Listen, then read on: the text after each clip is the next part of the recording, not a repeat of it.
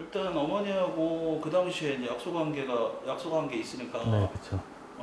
또 어머니도 어머니의 인생이 있으시고 가정이 있고 또 아이가 있고 하니까 어머니에게 이렇게 저렇게 뭐 여러 가지 이야기를 할 상황이 안 되지. 그건 충분히 이해가. 뭐 지난주에 부산을 출장을 갔다 왔는데 특별한 뭐 변화된 거는 없으신 걸로 알고 있어요. 경제적으로 여유 있으시고 이렇게 막 여유 있는 삶을 사시는 것 같지는 않은데도 불구하고 되게 좀 얼굴도 밝으시고 또 눈이 좀 크고 쌍꺼풀 있고 그래서 하여튼 그럼 저랑 닮았네요. 하여튼 자네하고 닮았어.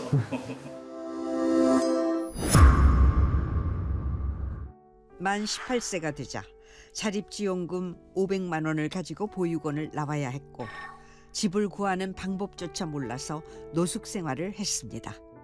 어렵게 집을 구했지만 그마저도 사기를 당하고 맙니다. 이제 한 몇 개월 정도 있다가 집주인께서 공사를 한다고 좀 나가줬으면 좋겠다 해서 그냥 어떻게 보면 쫓겨난 거죠. 그 보증금을 못 받고. 근데 그 어린 나이에 제가 뭘 알겠어요. 지금 생각하면 당연히 그 보증금을 받아야 된다는 걸 기억함에도 불구하고 그 20살, 19살 그 어린 나이에 그 세상에 그런 것들을 못 다 알겠어요. 그냥 뭐 하라는 대로 하고 그런 거죠. 매일 밤 꽁꽁 얼린 페트병으로 꼭 하는 게 있다고 합니다. 바로 수술한 발목 마사지. 뭐 굳이 막 얼음 찜질 팩을 안 사도 이렇게 얼리고 하면 이거 한 30분 정도 쓰거든요. 그렇게 해서 이렇게 하고 또 이렇게 이 상태로 녹으면 또 냉동실에 넣어서 하면 되니까.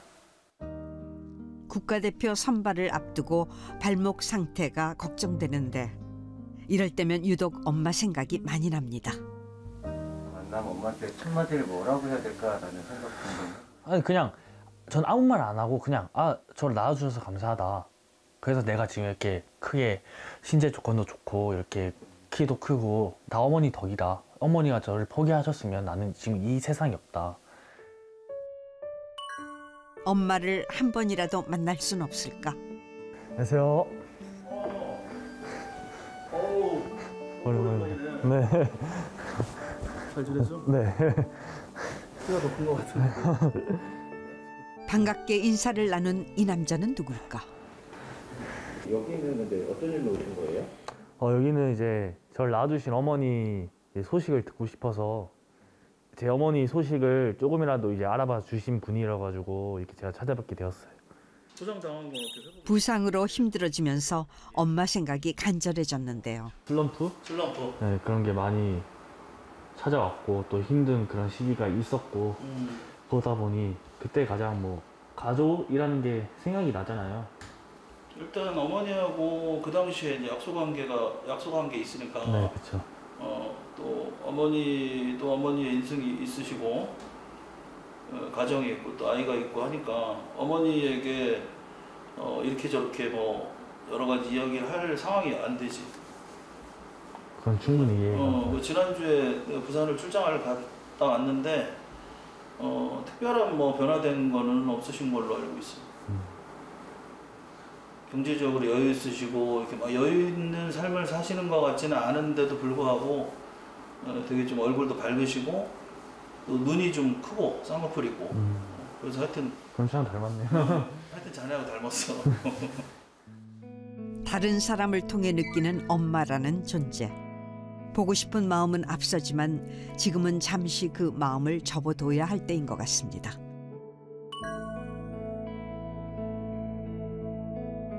(14살의) 임신에 (15살의) 강한을 낳은 어린 엄마.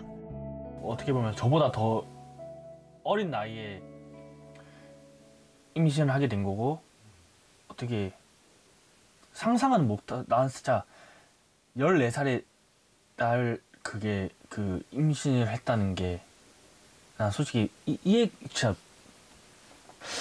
모르겠어. 이게 내가 이렇게 직접 그 어머니가 되지 않아서 모르겠는데 진짜 힘드셨을 거예요. 아침 일찍부터 걸음을 재촉하는 강한. 여긴 어디죠? 경험이 있는지 모르겠는데 힘으로 하는 일이라 뭐 잘하실 수 있을 것 같은데 오늘 좀 잘 부탁할게요. 네, 열심히 하겠습니다. 네, 옷 먼저 여기서 갈아입으시면 돼요. 네. 단기 알바 하루 알바하려고 시간이 나가지고 그렇게 해서 알바하러 왔어요. 돈 벌러. 냉동 고기를 포장해 나르는 일일 아르바이트라고 합니다. 어디 한번 국가대표급 힘 좀 써볼까요?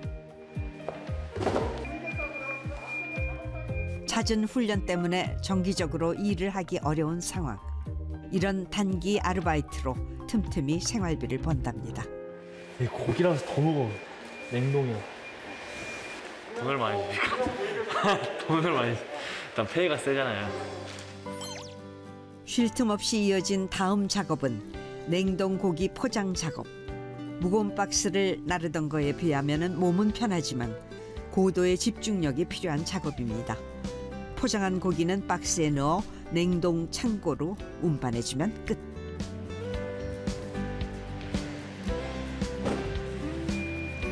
세상에 참 쉬운 일이 없는 것 같네요. 쉬는 시간에도 다른 아르바이트가 있나 찾아보는 강한. 고된 일을 하느라 지쳤을 법도 한데 곧바로 훈련을 하러 갑니다.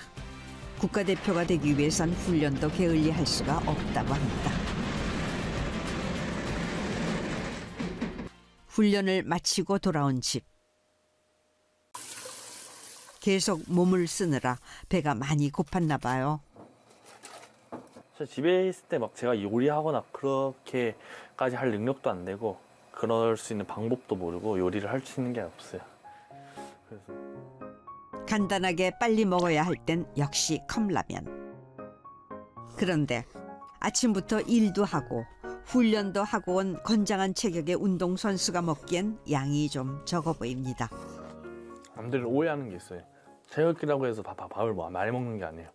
나는 조금씩 자주 먹어요.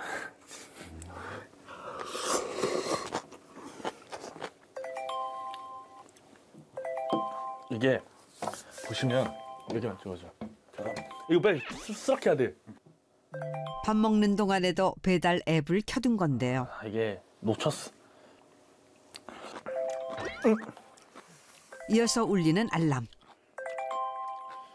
잡혔네. 이게 치킨집인데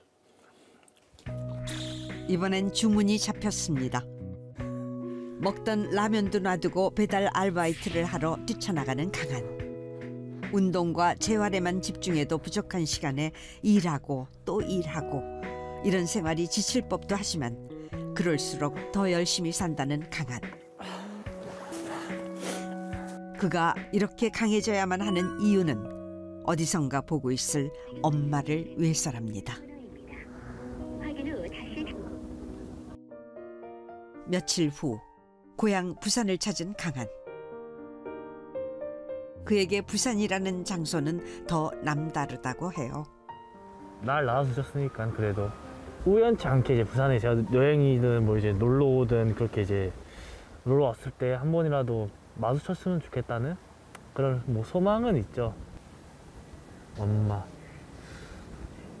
뭐 한 번도 엄마 아빠라고 뭐 내본 적이 없으니 엄마라고도 하고 싶네요. 어머니. 듣는 이 없지만 나지막이 불러보는 두 글자 엄마. 그리움이 진해질 때면 찾는 곳이 있답니다. 축구하고 그랬는데 그때는 흙이었거든요.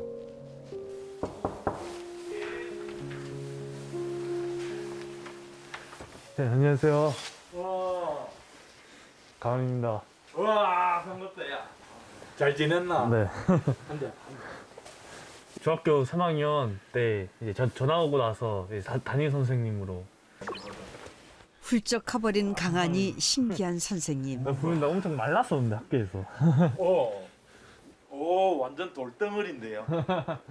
이야, 굿. 이 때문에 관심을 가지고 봅슬레이 이렇게 알아보다 처음에는 저거 썰매 타고 내려오는데 무슨 그것을 기량이 필요할까 이런 생각을 했었거든. 혼자였던 강한에게 따뜻한 품을 내어준 선생님. 서러웠던 순간도 선생님이 있어 든든했답니다. 아니 무서웠죠. 처음으로 이제 내가 다른 사람이랑 같이 피를 흘렸으니까. 그래서 뭐 어떻게 해야 될지 모르니까 하니까 뭐 그냥 운동하다. 농구를 하다가 실수로 친구를 다치게 했던 강한. 그 당시에는 왜 그런 마음을 느꼈냐면은 그 다른 학생들은 그 다치게 하더라도 전화하면 엄마가 오셔가지고 뭐 수습을 해주거나 같이 본인 대신에 그 병원에 가서 뭐 병원비를 치르거나 뭐 이렇게 해가지고 이렇게 대신 역할을 해주는데 이제 본인은 그런 역할을 해줄 그 주위에 없으니까 혼자서 다 이제 감당을 해야 되니까 시설에 연락하기도 그렇고. 그래 맞아. 시설에 연락을 해가지고 내가 이렇게 해가지고 다치게 했습니다 하기도 좀 그렇고 이러니까 여기 있네. 중학생의 강한은 어떤 아이였을까?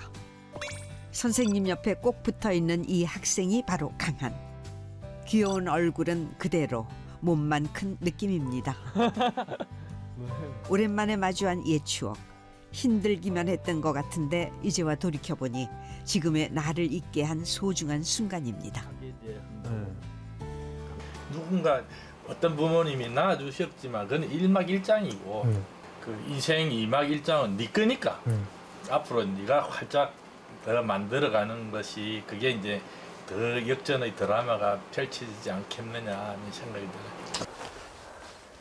자 오늘 찾아와줘서 고맙고 4년 뒤에 올림픽에서 우리가 텔레비로 딱 볼 수 있도록 해줘. 네. 저희 들어가세요. 조심히 올라가. 네. 혼자서 견뎌온 세월이 얼마나 힘들었을지를 알기에 이렇게 잘 자라준 강한이 그저 대견합니다.